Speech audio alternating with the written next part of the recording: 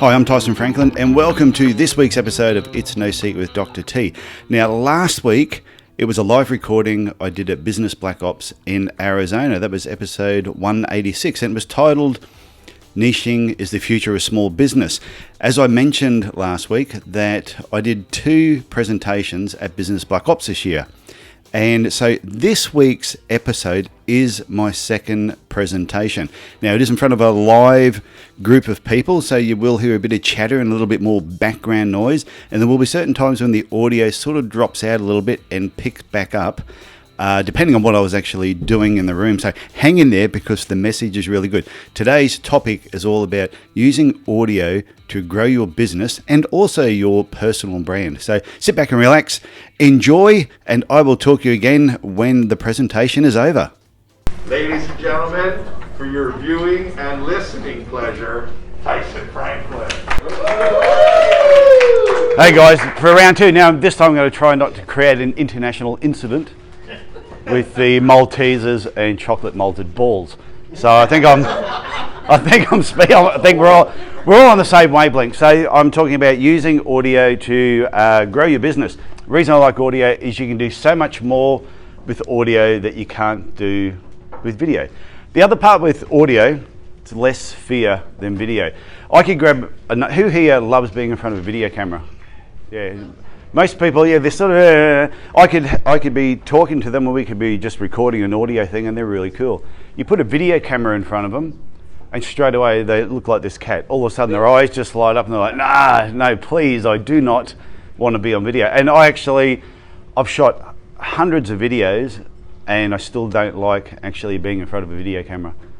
And the other part, because we were talking about it at the back before, that the thing with video is you can shoot a video now, and in 10 years' time, you look so much older than the video.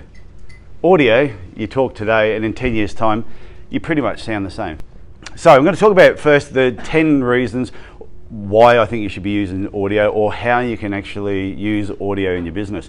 First thing is, it's great to attract new clients, patients, customers, whatever it is that you actually want to call them, and especially the type of person that you want. So radio's been doing this for years. You can target specific ads, you can target times, and you can target specific shows. So in Cairns, where I am, they have like a real estate show at a certain time. They'll have a finance show at certain times. But the other part with radio is, we used to do this a lot. Okay, so we did a lot of radio ads, but sometimes we go to the radio stations just to produce our ads for us. We wouldn't necessarily run them on the show. So I'm going to give you 2 examples of 2 audios that we use. And the thing I like about audio too is when you actually listen to it, compared to video, with video they give you the imagery. When you listen to audio, you create your own images. So if Buster and Dave both listen to the same audio, the pictures that are going on in their head are completely different. And depending what you say in that audio can be really targeting the person that you actually want to talk to. So here's an example of one ad that we did. Hear that? That's fungus eating your toenails, and covering them with nail polish is not the answer. No. Instead, you need laser therapy from Podiatry for a free fungal toenail screening. Phone Proa. So that was one ad that we did. The funny part with that, we actually played that on the radio a fair bit. About 6 months into it, I was just walking down the street one day, and all of a sudden this car pulled up, the horn honked, I turned, they said, "Hey Tyson." I said, "What?" They said, "Can you hear that?" I went, "What?" They said, "That's fungus eating your toenails." They cracked up laughing, a pile of people in the car, they all laughed, the window went up and they drove off. Now this was at the time, it was a 19-year-old guy.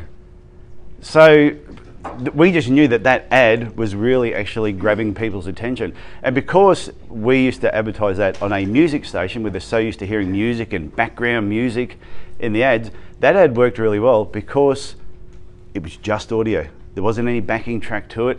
And really when you said you hear that, and that little bit of silence sometimes on the radio, people were going like, you're not supposed to hear silence on the radio. You're supposed to always constantly be going. This is another ad that we did. This one stirred up a few people. I don't know why. I'm still trying to figure it out. It took God 7 days to create the universe. 7 days? It only takes Podiatry 24 hours to make and fit their orthotics. It's almost a miracle. No, my son, it's no miracle, but it's very close. Podiatry, devilishly fast service.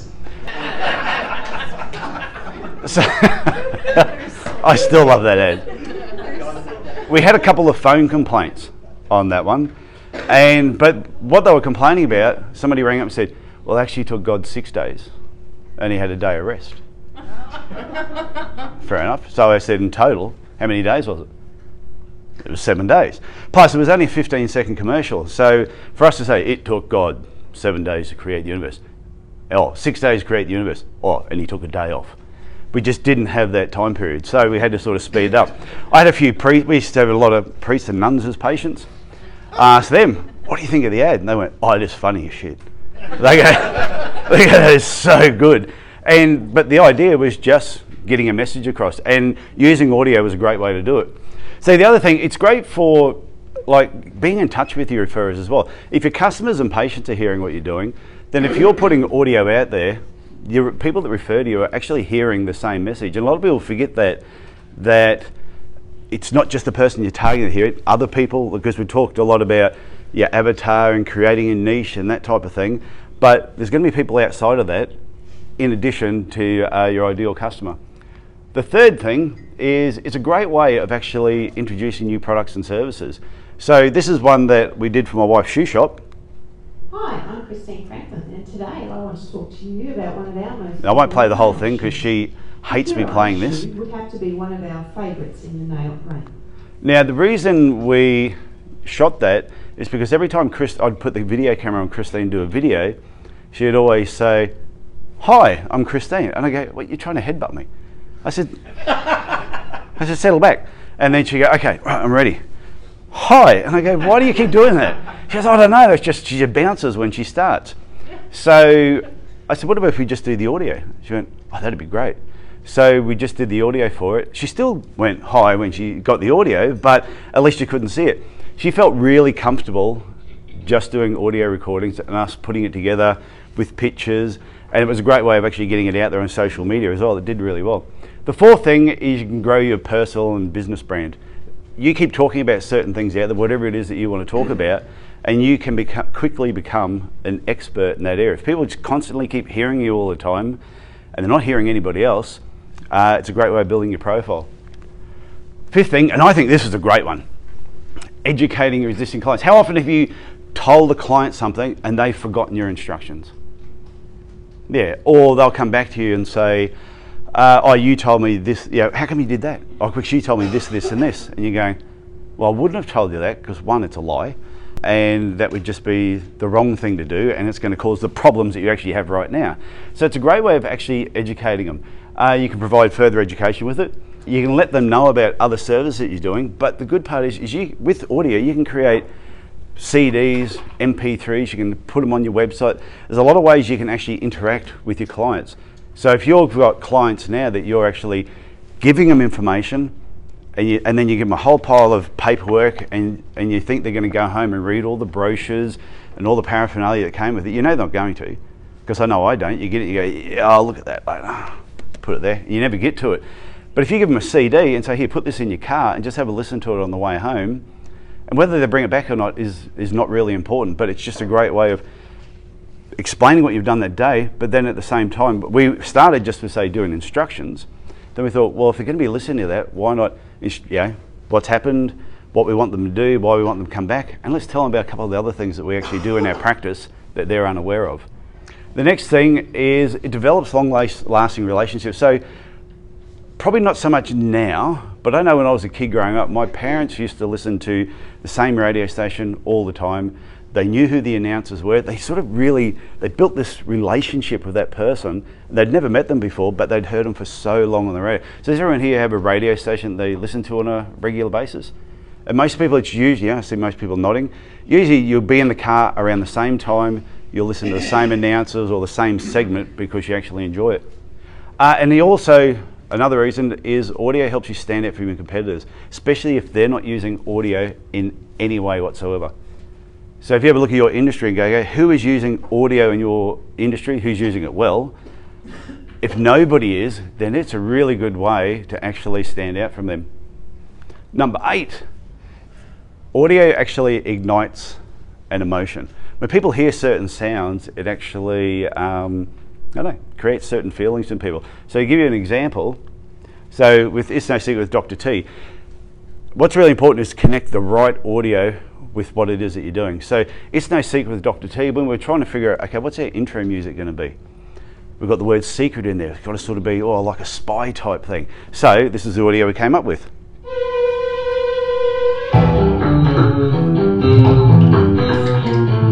So it's sort of like a bit of a rip-off from a show called Mission Impossible, yeah. But that's what we were after, that it's no secret, this is a spy thing. And plus I'm wearing dark sunglasses, and I got that idea from Dave. So it seemed, and it worked really well. For the Podiatry Legends one, we sat there and we went, okay, we came up with a logo, it's a bit more of like a shield type thing. So we're going, okay, we're thinking like warriors and gladiators and all that. So we wanted to get music that would actually fit that. So this is what we came up with.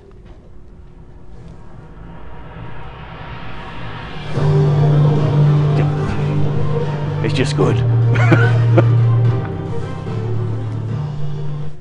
I don't know if you think, do you think that music matches what the Podiatry Legends and the Shield thing is all about? We went through a whole pile of different audio files that we thought that really matched what we were trying to get across. But we also do up a show tile that as soon as somebody gets over 300 downloads, we have a picture of a warrior from the movie 300, and we go, a new member to the 300 Club, and we actually put their name on it, and we post it out on the Podiatry Legends page. And that is also telling everybody else how they're doing in comparison, because if they have not had a warrior picture of themselves yet, then they know that they're not up to where everybody else is. So, but everyone's moved way ahead. If you put rain in audio, it can be relaxing. I actually find rain really relaxing myself. Thunder's anxiety, fireworks is nostalgia. This one's quite interesting. When somebody hears mobile phone vibration, we were sitting here now and all of a sudden, that's my impersonation of a phone. What emotion does that create? Anyone want to hazard a guess? Yeah, piss-offedness is a word. Yeah, it's not in the dictionary, but we do use that a lot in Australia, piss-offedness. Yeah, it is irritation. I reckon a lot of people, so the importance of that is audio can either elevate or derail what it is that you're trying to do. You're trying to get a message across to people using audio. If you connect the wrong sound with the message, it can actually put across the wrong thing. So there's been a couple of radio ads that were playing locally, and they used to have phones ringing at the beginning of it. And every time I heard that phone ring, it used to just irritate me. Or they'd be talking and you could hear phones going off in the background. And I used to wonder, why do I hate this ad? So then when I was looking at sounds and a bit of the psychology behind sounds, then that was what we came up with, was irritation was the biggest thing. And it irritated me. And I couldn't tell you the name of the commercials or the business, because every time I heard it, it just piss-offedness cut in, and I sort of just switched off. So number 9, this is a really important one as well. You can train your team using audio, and it's a great way of capturing thoughts of key people. The amount of people I know that have had someone really important in their business and they've left, or they want to sack somebody and they go, oh, I'd love to get rid of them, but I don't know, if they leave, I won't know how to do certain things, and they're too afraid, so they keep this person around. But if you've got other key people who are doing something really important in your business, you should be trying to record their thoughts as often as possible. So like Rebecca, for example, if well, the role that you're playing in the law firm, yes. Okay, you're going to be there for 6 months now, you've been there a year, okay? So say 2 or 3 years time, Rebecca's been there for a period, you should be trying to record as much information of Rebecca as you can, because if she ever leaves, then all that recorded information can be used to help train the next person. So there might be all these steps she goes through to do a certain task. You can write them all out and the person might read it. But if you just do audio recording, say, here, have a listen to this. This will teach you and train you on how to do certain things. So I think every business has key people, even the owners of the business. One of the things, not everybody I know has systems, manuals and frameworks for the whole. Does everyone here have, put your hand up if you have systems all written out for your whole business? I knew Alex would. Yeah, it's always work in progress, but you can easily, some people, the reason they don't start is because it always just seems so difficult to do. But you can easily get there and just record yourself, this is how I do this task. and just record it, save it as an MP3, put it on a computer. You get a new team member start, you go, here, listen to these audio recordings. It's a really good way of actually training you. So a lot of people think whenever I'm going to do a talk on audio, it's all about podcasting. And podcasting is a great medium for audio, but there's so many other ways that you can actually use audio if you just think outside the box a little bit. So, and this leads on to point number 10, you can develop really valuable intellectual property with your audio. Everything you record and everything you keep just adds value on top of everything else that you're basically doing. This is the big question though, is where do you actually start with all this? So a lot of people, they try and overcomplicate it. So one thing is you can just grab your smartphone and just record, which is, I'll go up there, which is okay.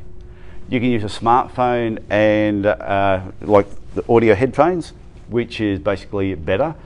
Using a lapel mic, which I'm recording this talk now, having the lapel mic hooked up to your phone gives you better sound than just the headphones. Or you can use a computer with USB mic. So this is an ATR 2100 USB mic. It's a USB and a dynamic mic as well. So I can just plug this straight into my computer and I can record wherever I want. And it gives you a really good sound. Or you can use handheld recorders as well. So this is a Zoom H6. So all my podcasting, everything I do, I actually just use this. I have this, you can hook up to 6 microphones on this thing. And nearly all my recordings now, I do it directly onto here, then I take it from there and I do whatever it is that I want to do. It's just a really simple, and I saw Alex, and I see you obviously use one of these as well. That's what we use for the Top Form podcast. Yeah. For all of our recordings here. Good question. Does that have a battery in it, or does it have to be plugged in? No, this has a battery, yeah. I think you can plug it in as well. Yeah. When I have this at home, I have this sitting there on my desk and a cable running from this to my computer. So if I'm doing a Zoom call or a Skype call or a Facebook Live call, any way that audio is coming in on a computer, it comes from this cable into here and it records it on one channel. And then my microphone's plugged in the other side and that records it on another channel. And that's the other thing when you're doing recording. If you're just recording on your phone, so Dave and I did a recording in Philadelphia last year, and we just had 2 microphones actually hooked up to my smartphone, and we both had 2 lapel mics on. And that was quite good. The quality was okay, but it records it all as one track, which means if I burped or coughed while Dave was talking, it was picked up. It was really hard to sort of get rid of it, which didn't happen, no. Maybe a cupcake, but or something like that. I'm going to edit that bit out. So unless I will pause it there and I'll explain what a cupcake is and then come back into it, which I reckon would make the podcast actually funnier. So whereas this, for each line that comes in, it actually splits it as a different track. So I can be talking and the other person's phone could go off, or their computer makes a ping noise or something like that. I can just easily edit that out. Or while they're talking, I know that I can move my chair and be doing something. No matter what noise I make, I can actually edit that out easier. So that's the ability of being able to record on separate tracks. So this, you can have up to 6 people on it. It's portable, put batteries in. I'm not sure how many hours you get with the batteries, but I've done about 10 recordings so far on the batteries that are on here with the travels over the last couple of weeks, and they're still going strong at the moment. So, but yeah, when I'm at home, I actually have a power hooked up to it. The next thing you need is recording software. So one thing is how you're going to sort of capture it. The other part is what recording software you're going to use. So on my phone, I actually use Voice Recorder Pro. I think there's a free version and a paid version. Usually, as with any app that you get, the paid version always just gives you that little bit more than the free version. And I can't remember exactly how much it was, but it wouldn't have been too expensive. So it might have been like $10 or $15. On your smartphone, there's usually an app that comes with it. You can use a voice recorder app. Some people, if you've got a Mac, you can use GarageBand. So there's a lot of programs you can use to actually capture the audio. And this is also, I've got Adobe Audition on the computer. That's where I do my editing. I'll get the editing part in a sec. But Adobe Audition also lets you record straight onto it. So I used to do all my recording that way through Adobe Audition. But then my previous computer, the sound card went on it, and all of a sudden I could record them but couldn't record me, which is really hard and makes the podcast really hard to listen to when all you hear is their answers. And fortunately, we were actually doing it on Zoom, and I'd actually pressed record, so the Zoom was actually picking up my recording, so I was able to snip the two together. But sometimes I've done it, when it was actually playing up, when it was dropping me out and not capturing me, I then went back later and just recorded I'd ask the question, then just play what their answer was, which is good. Then I could make my questions even better when I did it a second time.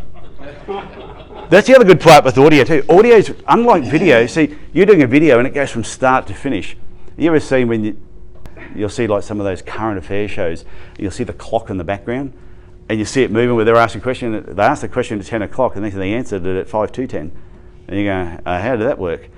Audio, you can juggle stuff around really well. Sometimes I'll ask a question on a podcast and the answer is so much better than the question that I asked. So when I'm editing it, I go back and re-ask the question and make myself sound better. I say, well, Dave, what about if we do this, and then Dave gives this beautiful answer. I go, good question. That really brought it out. But the other part, I can just easily move stuff around. Sometimes we'll be talking about something, and especially like when Dave's been on the podcast twice, he has a habit of going off story.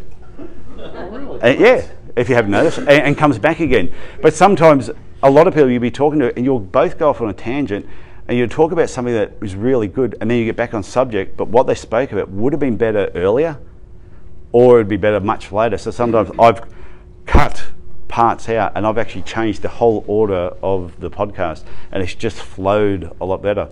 And when the person's listened back to it, they go, geez, we did a really good job on that, like it just seemed to flow. And I've gone, okay, good, you didn't notice. I'd actually move things around. I don't do it all the time because it's a little bit of messing around, but I do it. This is a really important part, if you're going to do audio in any way, is write a script.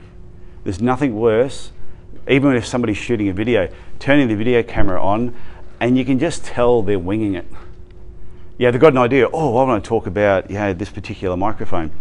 So, and they're trying to remember the facts of the microphone, what order they're going to talk in, and it just comes across really shoddy. And I've listened to podcasts where, it's just a solo show, it might only be say 5 or 10 minutes, a little snippet, and I can tell the ones that have got a good script that they're following because it just flows really well, and I can tell ones where they're grasping for information and there's a lot of ums, ahs, pauses and everything in between. So writing a really script, even if you're just doing a 15-second snippet, a 30-second snippet, write a script, practice reading it multiple times, but the more you do it, the easier it gets. The other part, then you need editing software. With everything, there's free software and there's paid software. So Audacity is a free program, and Audition is what I use to actually edit on, is a paid program. Once again, you get a lot more on the paid program. Has anyone here used Audacity? How'd you find it? It's okay? Yeah, I've never actually used Audacity. I only ever used Audition. And feedback I've got from people that have used both, they said once you go to Audition, they said going back to Audacity, they said is not quite as good. And I know people have been on Audacity for years, switched over to Audition, they're like, wow, there's all these extra features. But with anything, it comes down to your budget. What do you want to spend? What do you want to use it for? That's a really important part. It doesn't matter what audio you're thinking of using, before you even start, sit down and ask yourself, what is the purpose of actually doing this? If it doesn't fit in with the context of your overall marketing, then don't do it. But if you sort of go, no, I think it could work really well here, here, and here, then that will also determine the equipment that you're going to use. So if you were doing just a solo show, you only need a microphone, your computer, you can have some software in here and just record straight onto it. But if you're going to do an interview style program, then the equipment has got to expand with it, because the quality of your sound is really, really important. And I always say that to guests. If you're coming onto my podcast, I try and give them a list of things of this is what I'd like you to do, unless I already know the person and I sort of trust that they're going to be smart enough. So I've had some people where you'll be talking, they're in a room and it feels like we're in a church. Everything just echoes all the way through. And it's really frustrating. Or they've got kids running around in the background, dogs barking. So, and I always say to them, you know what? I said, bottom line, I'm always going to sound good. I said, so how you sound is more of a reflection on you than it is on me. So make every effort you can to actually have the acoustics really good. There we go. Yeah, then you can actually save them as an MP3. or burner CD that I spoke about before. You can upload these for training, create instructional things, and once you've got intellectual property with every bit of audio you create, you can use that somewhere. And I actually think it builds value to your business. So when I sold my podiatry clinic 3 years ago, I wasn't into audio at all. And I'm glad, because I would have hated to have to given them what I know now. I would have had to pay me more. That would have been the main thing. And this is the big thing too, is you need a media host. If you can't just record something and just go and dump it onto Facebook. You can't just get an MP3 and just dump it on there. It's got to be converted somehow. There are free programs that you can use where you can just take an audio file, put it on there, and then put it on social media, and they're all shit. I've yet to find one that I actually think is any good. So so like Facebook, Twitter, LinkedIn, you cannot just dump audio on there. Ideally, you need like a media host. So just like you have a website host, you don't have the website on your own computer, you host it, but it sits on your computer. Audio host works exactly the same way. So if you're going to be doing a lot of audio, you definitely need an audio host, somewhere where you can actually put it, and then from there you can shoot it out to wherever you want. Any questions about that so far? Is everything cool? All good? Wait to. Recommendations for which media host you would use? Yeah, well, funny you should ask that. That was a good question. It was a good question though. So I use Libsyn, and it's one of those things too. Like I was trained to use audio and do podcasting, using Adobe Audition and using Libsyn as a media host. Once again, you talk to a lot of people in podcasting world. Everyone's got different opinions on what you should do. There's so many hosts out there, and it all varies on how much the size, how many megabytes per month you're actually recording, and then what features you get with it, whether you want to see statistics coming through and what countries it's coming from, who's listening to it, when. So once again, Libsyn's the one that I use, and that's the one that gets a lot of really positive feedback. Tom, where do you host your stuff? Libsyn. Alex? Libsyn. So see, these guys know what they're doing. In some of the podcasting Facebook groups, people will get on there and they're using like some of the freer or cheaper services, and they go, oh, how do I get it onto iTunes? Oh, how do I get it onto Stitcher? How do I get it onto Overcast? And whereas Libsyn, the paid service, it's just really simple. There's all these places where you can put it, and it just shoots it out there with every episode, which is really good.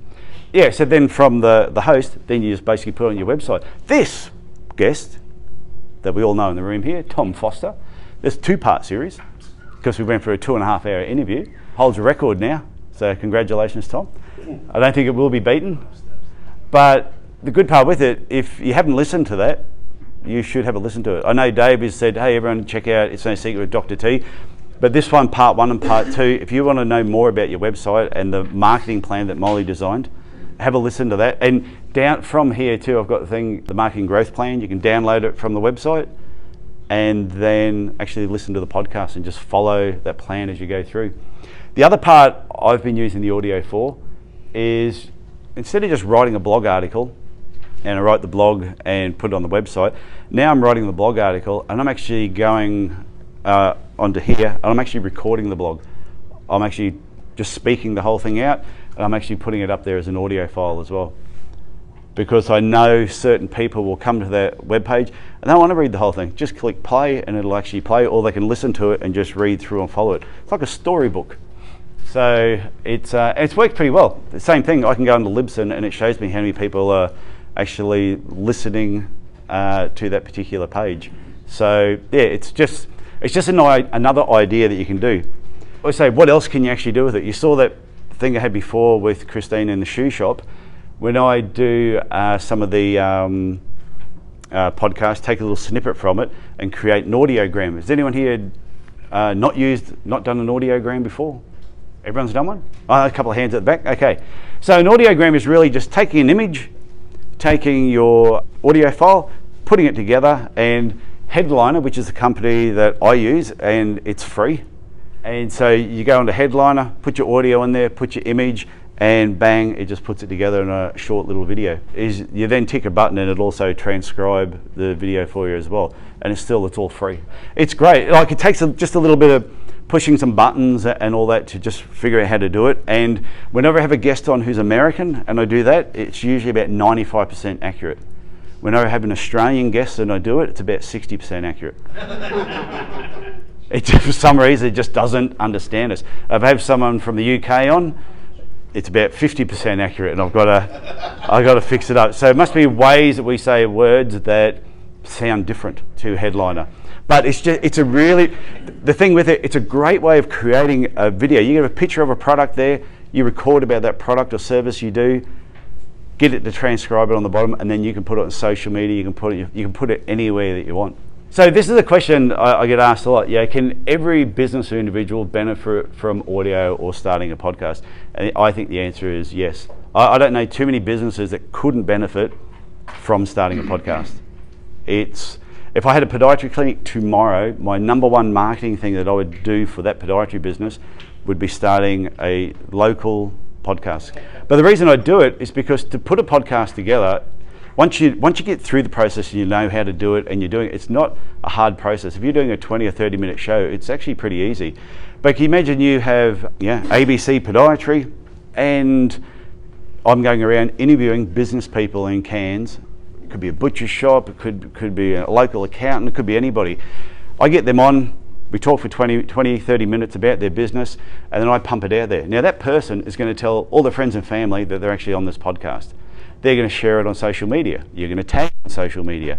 But at the same time, every single person that listens to it is going to know that this show is sponsored by ABC Podiatry. So to me, it's a really simple marketing tool. And I was talking with Laurie in that the first day that we got here, and she was saying, I think about starting a law podcast. And I went, oh yeah, that's great. And but we said, but what are you going to talk about? He said, we can talk about this, we can talk about that. And I go, and what's the longevity of the show? How long can you keep talking about this one thing? And it might get a bit boring. So then we brought up the same thing. Why not interview other business people in town? And it's sponsored by your law firm, and then you share that little law message on what it is that you want to attract that particular episode. And if only 100 people listen to it, it's 100 more people every week that are being exposed to your business. And if they actually enjoy the show, if they think, wow, that guest was actually really good, more than like a percentage are going to carry over and listen to another show. And the more often they keep hearing you, when they're looking for that law firm or that podiatry clinic, then straight away that's going to be top of mind. And they may not even remember how they found you, but if your name is constantly out there all the time, I think it's going to be more beneficial. And for the cost of doing it all, it's far cheaper than a lot of other traditional marketing. This is another big thing too, and Dave touched on this before. We were doing the thing over here about guest podcasting, the benefits of guest podcasting. She might go, you know what, I don't want to start a podcast. That just seems like too much hard work, don't really have the time for it. Then become a good podcast guest. Have a message and try and find podcast shows and actually get on the podcast. So I've been on a guest on about 70 or 80 shows, I think. And they've been really varied. So at least just 4. One was like a doctor's podcast. The $100 MBA show is a small business podcast. Business Breakthrough is based in California. That was a business podcast. Inspired Money is a financial planning podcast out of New Jersey. So, and the idea, if you're going to be a podcast guest, is don't just keep spruiking the same message, because then people see your name pop up and they go, oh, I've heard you 3 times before and you said exactly the same thing 3 times. Just try and change the stories up. It's like I could have Dave on my show 10 times and I'll guarantee there'll be a lot more stories that every time he comes on, there's going to be something new. So just sort of look at all the stuff that you know that you can talk about and break it up into parts. So you're not always saying the same thing every time you're a guest. But it's a great way of promoting your brand, great way to build up coaching and mentoring clients. So depending on what it is that you're trying to promote, then that's the sort of podcast we want to get and find out where is my avatar, where are they hanging out, what podcasts are they listening to. So when you're, if you send a survey out to your clients, and that could be one of your questions, do you listen to podcasts? What are your top 3? And find out what type of podcasts they listen to, and then go, okay, if 10 of my ideal clients are listening to these type of podcasts, maybe this is the type of podcast I actually need to get on. You sell products and services, promote events, and you can also just market your business. But the really important part, if you want to be a really good podcast guest, is get yourself a good microphone. Don't rely just on the lapel mic. Don't rely on the mic built into the computer. Get yourself a good mic, a stand thing that you can put on it so you actually sound really good. Because when I have somebody approach me about being a guest, and there's a way of actually doing it, there's a right and wrong way of doing it, but when I'm approached by somebody, the first thing I say to them is, okay, that's great. Can you tell me 2 or 3 shows you've been on before?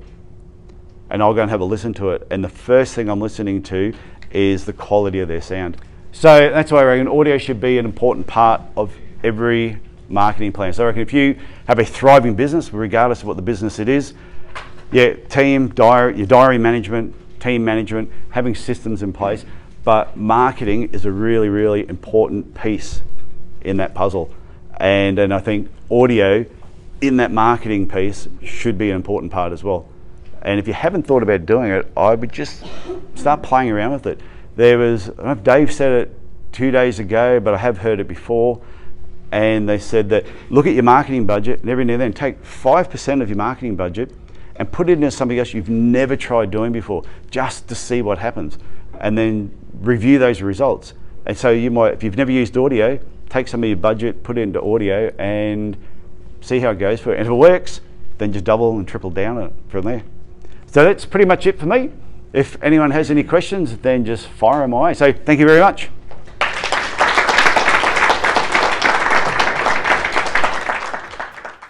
Well, I hope you enjoyed listening to today's episode, using audio to grow your business and also your personal brand. So if you have any thoughts after listening to this episode, I'd love to hear from you. You can leave comments on my website, tysonfranklin.com, or you can send me an email, tf@tysonfranklin.com. Or you can easily find me on Facebook and LinkedIn. Just look for Tyson E. Franklin. And like I always say, if you've been enjoying this podcast, please tell other people about it, get them listening. And you may have your podcast player right in front of you right now. Hit subscribe, and that way you will not miss an episode. As soon as it is uploaded, it will turn up on your podcast player. And just one final message I want to just tell people about. If you haven't read my book, It's No Secret, There's Money in Small Business, get yourself a copy. If you are a small business owner and you're looking for tips and tricks on having a better small business, then have a read of my book. So pretty much that's it for me this week. Look after yourself, look after your family, and I will talk to you again next week. Bye for now.